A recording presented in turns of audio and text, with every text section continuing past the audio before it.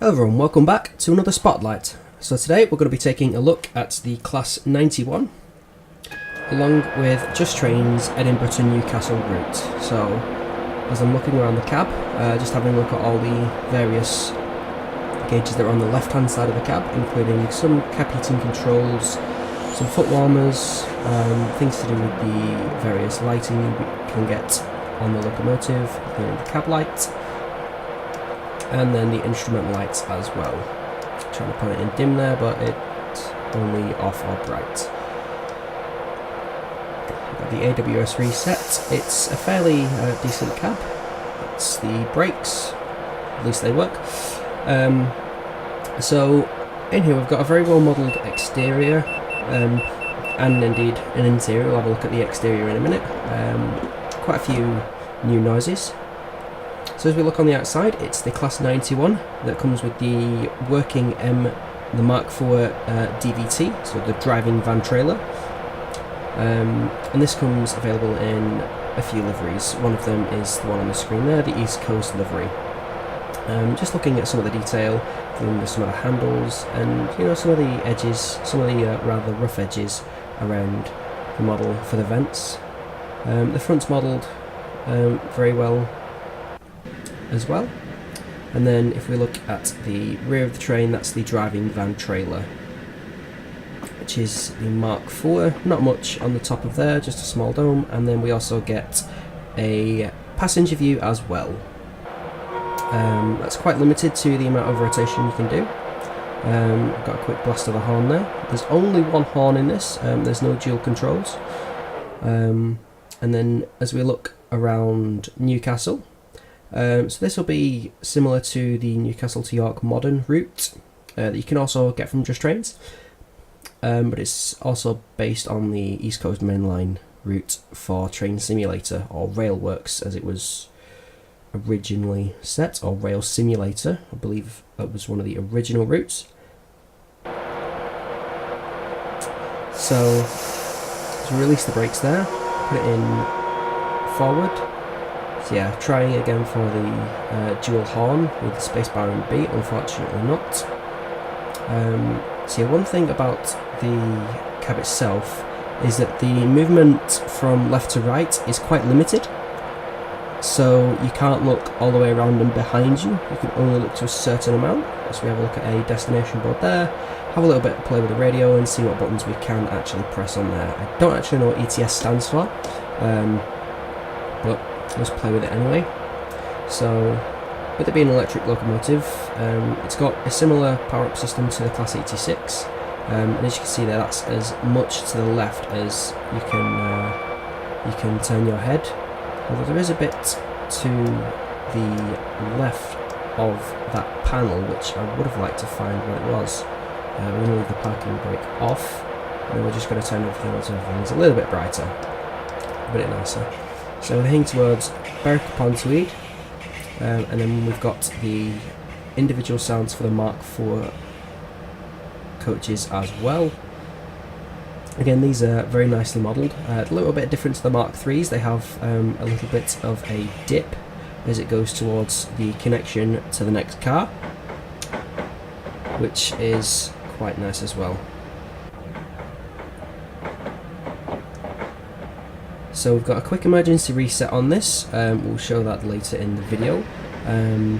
There are a few more liveries. One of them is the Intercity livery, the Swallow one, and again independent rolling sounds for a driving van trailer, and then we go back to the lead unit as well, just as we have a look at it go by.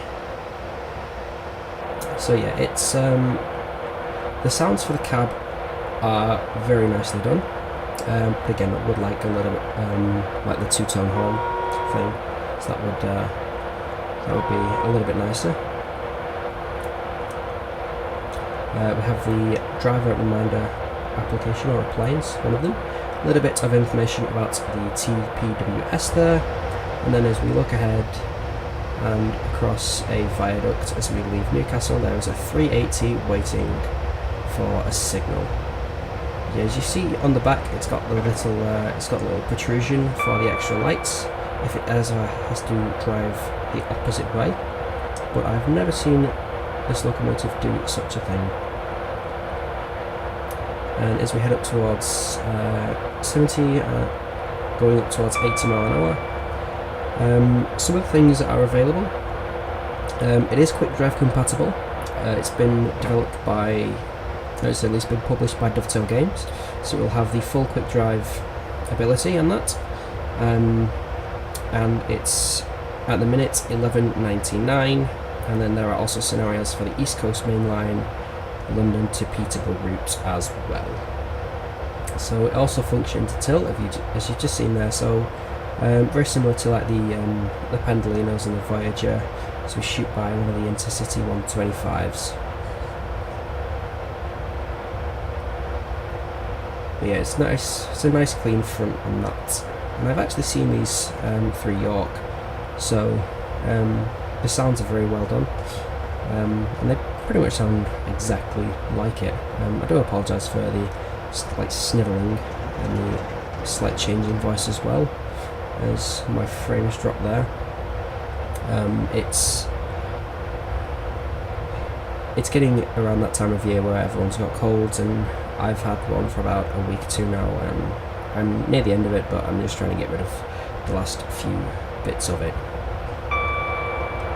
So one thing to notice about this route, or to note rather, is that it's memory intensive. It does come up with a warning when you do start scenarios that it is memory intensive, and you should save your progress often. Now, this can be an issue, as you've seen the frames per second do drop as it gets to certain points. But from the cab, it's very nicely done. There's a lot of trackside action going on, some small things, just like junction boxes, cars. The signage is perfect.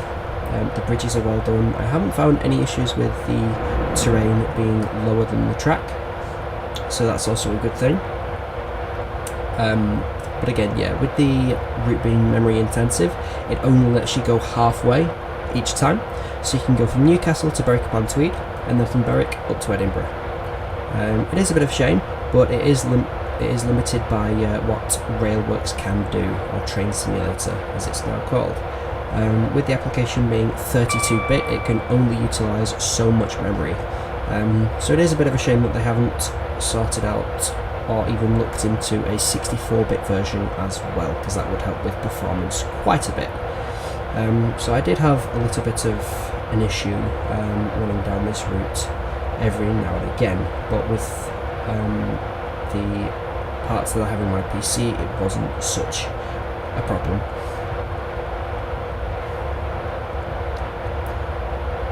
And as you saw at the beginning, it does not cover much of the route to the south that would head towards York, but again, that's not one of the major things covered in this route, so it's not that much of an issue. But yeah, there's a lot of different foliage around, adds a little bit more variety as opposed to just having the same trees plastered everywhere, so that's quite nice to see. It's fully electrified as far as I know, and the route is around 125 miles. So it's quite a distance. It does have quite a distance, but this completes the set of routes that takes me through the entirety of the East Coast Main Line. Not all of it within the same time period, but I may rectify that sometime in the future. But yeah, so this is available for Just Trains, and it's currently £19.99. So 20 quid for this, not bad, I don't think. Definitely worth the money. Just Trains are very, very good. I mean, they do release patches and fixes, and they even open like test patches and things like that just to see if things will work. And if some things don't work, then you can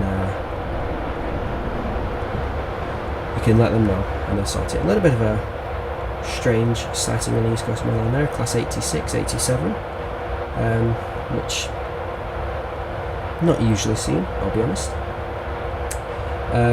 But yeah, so in total you get 9 scenarios that you can work through properly. so actual timetable ones, and then you get an additional 4 for free roam, so you can basically go from one set to another. I mean, the detail on the roof is quite nice, and again the individual sounds for the wheel connections, and just a little look in the cab of the trailer at the minute. Individual cab sounds, which is quite nice, so you don't get any noise in that cab either, and the standard AWS ping, I guess you could call it. But yeah, we've got a load of buttons along the bottom, or rather warning lights. And as far as I know, it does have cruise control, but I could not find out how to use that. But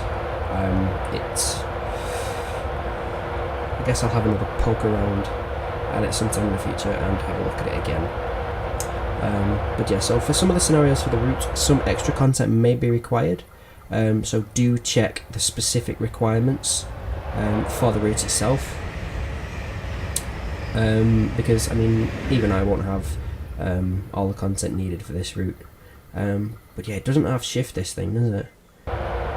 It's not the most streamlined thing, but it's again, it proper shifts itself. There's the classic I'm speeding again. I did actually bring that up to see if it changed to 40 miles an hour like the sign said.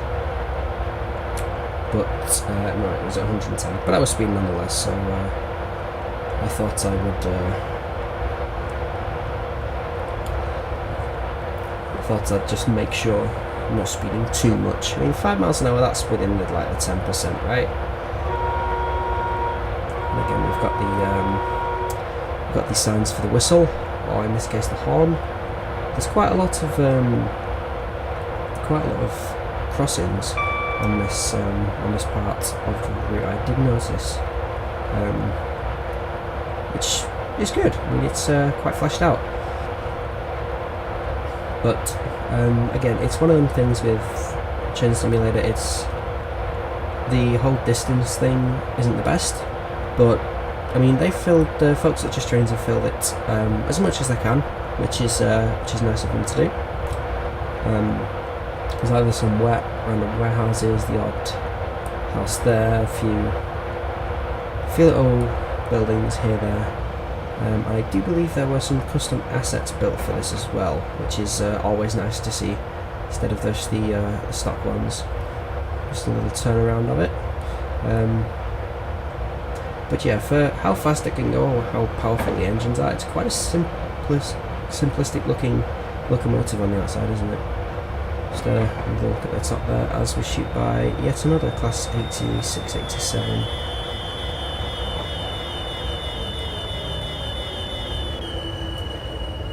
Do apologise for that, that was not in my control. And there's the emergency brake, because doing the float around, I've missed something, possibly a speed warning. The AWS will do that as well, which I can understand, but why put the emergency one on? Trying to dial in the radio. I found out that does the wipers. Having a look around again and just waiting for the locomotive to stop. But yeah, it's not the longest time to stop. My amazing camera work at will again. Which, I mean, the attention to detail paid on is absolutely brilliant. I did position the camera to make sure I could get a look at the connection as well, as opposed to being it just like a 2D image. They have modelled it in 3D as well. So yeah, I mean, it's been less than 10 seconds since the train stopped. The emergency stuff's been reset and we're already again underway. So it's a nice thing that it can do that. I mean, especially for me, because sometimes I'll try and get things moving as quickly as I can. And then we just hear the rumble sound for everything, and a little bit of a different sound for the trailer itself. And again, we've got the horn. So yeah, it does pick up pretty quickly, this locomotive. probably would like a little bit more viewing space in terms of the windscreen, and there's no option to open any windows either, so that's another feature, I guess you could say. But yeah, really tilting into it. It's nice when you can see it in the cab. And I remember being on a 390 and looking out the window as it was turning, so it felt quite disorientating. So yeah, proper into the lean there, even with a super elevated track. So just thought I'd have a look to see what it looks like from the passenger view. It's not as much as I thought it would be, but there's only so much that this game can do. So I'm coming through a junction on Morpeth, and I didn't see where that track went actually.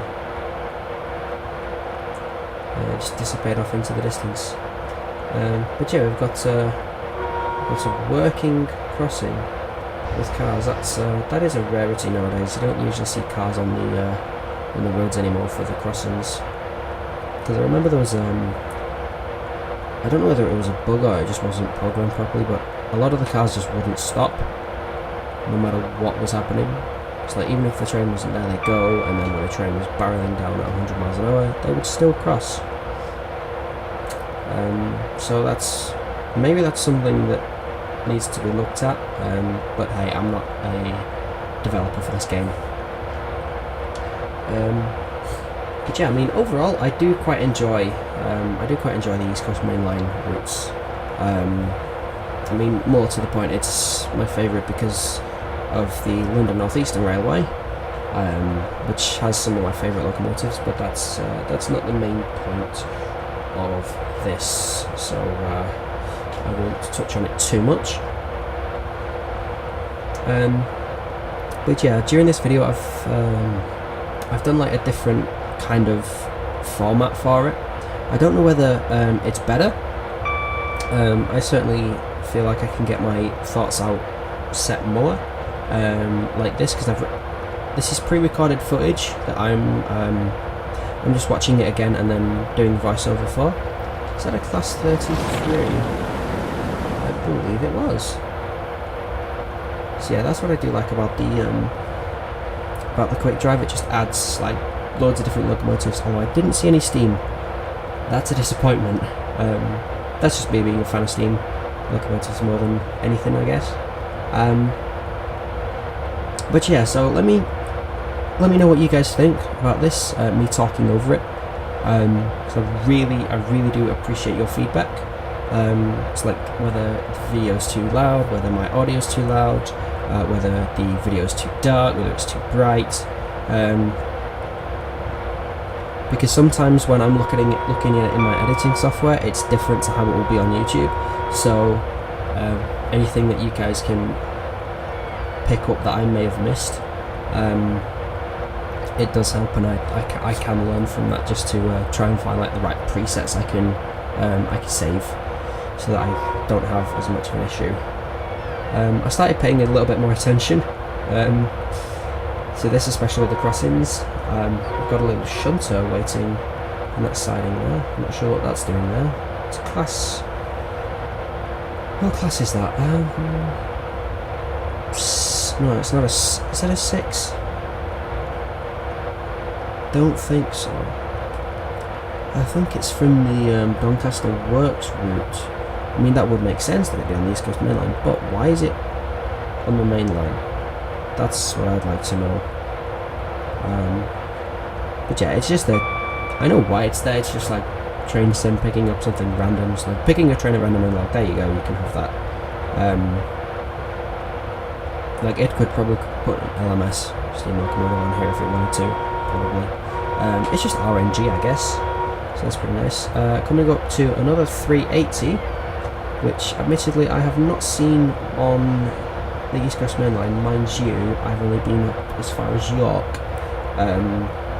So with it being ScotRail, heading towards Newcastle from Scotland, so yeah, that would make sense. Widdrington. A lot of places I've not actually been. I think this is one of the first times I've driven this route, so I kind of would like to complete it at some point. And I'll probably do that for a time lapse for you guys, just so I'm not wittering on for like an hour. Because if there's one thing I can do, it's ramble and waffle, and that's nothing nobody wants, is it? No. But yeah, we've got like they're just like small little factories every now and again, the odd bridge. I don't know if this is as true to life as they aim. Again, I've only been up as far as York, so I can't speak for that, but a lot of the Just Trains routes, they tend to be pretty spot on, to be honest. They tend to be pretty good at that. Mind you, Keith Ross, who does the West Coast Main Line, that's pretty spot on as well. I think this is a similar distance to the first West Coast Main Line, I believe. We've got some Mark 1s right in there, some blue and grey Mark 1s. It's pulling it. Is it a 47? Maybe.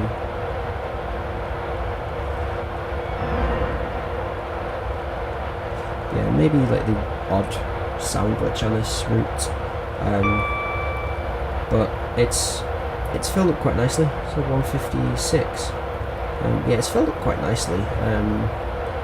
Like sidings, and they've just put like little details there just to flesh it out a little bit more.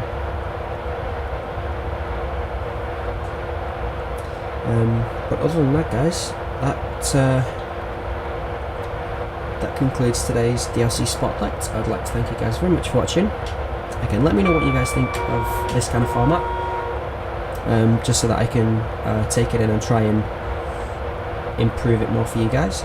And I'm hoping to get back to this a little bit more often, because I did enjoy driving this route. I did miss Train Sim a little bit. I don't know which one my next video will be on, whether it'll be Train Sim or Train Sim World.